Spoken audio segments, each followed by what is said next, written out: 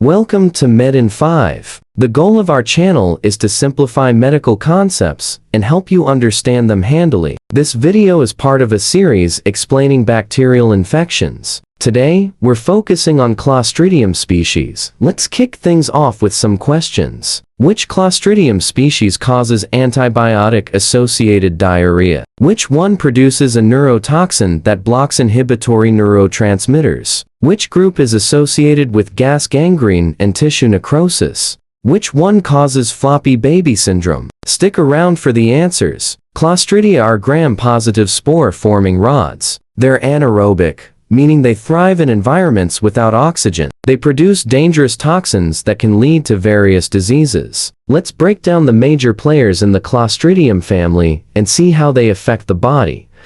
First up is Clostridium difficile. It's most commonly seen in hospitalized patients who have recently been treated with broad-spectrum antibiotics. That's because antibiotics can tip the balance of normal gut bacteria, allowing commensals like C. difficile to overgrow and produce toxins. C. difficile produces exotoxins A and B that injure the intestinal lining, leading to pseudomembranous colitis, a severe inflammation of the colon. Patients typically have watery diarrhea, abdominal pain, cramping, and fever. Severe cases can progress to dehydration or bowel perforation. The treatment is oral vancomycin or fidaxomicin if the infection is severe. For milder cases, metronidazole may be used. Recurrent infections may be treated by fecal microbiota transplantation to reintroduce healthy bacteria into the gut. Next up is Clostridium tetani, which causes tetanus. This condition causes spasms and paralysis by blocking the normal function of nerves. Here's what happens. C. tetani produces the toxin tetanospasmin,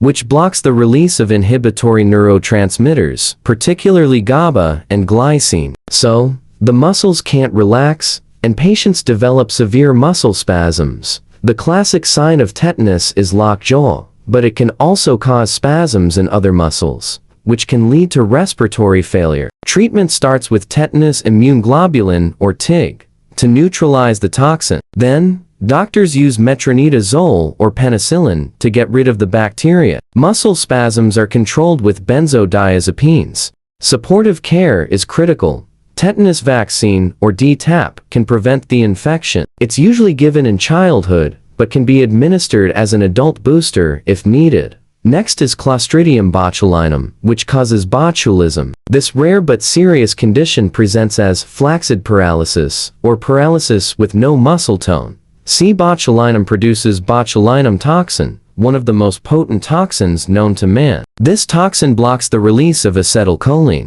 the chemical messenger that tells muscles to contract. Without it, muscles can't function, leading to weakness, and in severe cases, respiratory failure. Botulism often starts with double vision, drooping eyelids, and difficulty swallowing. Botulism can progress to flaccid paralysis. Botulism antitoxin must be given as quickly as possible to neutralize the toxin. For infant botulism, we use human-derived botulism immune globulin, or BIG IV. Respiratory support may be needed for severe cases. Botulism is often a foodborne illness. Avoidance of improperly canned foods or anything that may contain C. botulinum spores is a must. Infants shouldn't eat honey to avoid these spores. Next is Clostridium perfringens, which causes gas gangrene and certain types of food poisoning. C. perfringens produces various toxins. The most important is alpha toxin, which destroys cell membranes and causes tissue necrosis. The toxin causes gas gangrene, where tissue breaks down and produces lots of gas.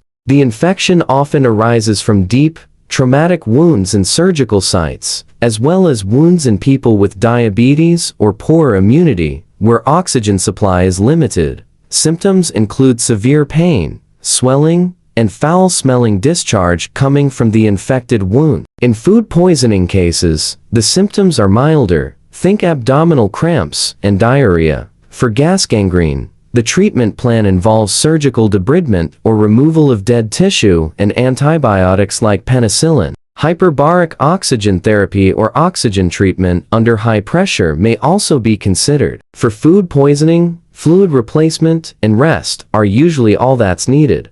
Let's revisit our questions. Which species causes antibiotic-associated diarrhea? Answer: C. difficile.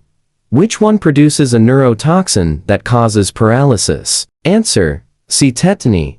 Which one causes gas gangrene and tissue necrosis? Answer: C. perfringens.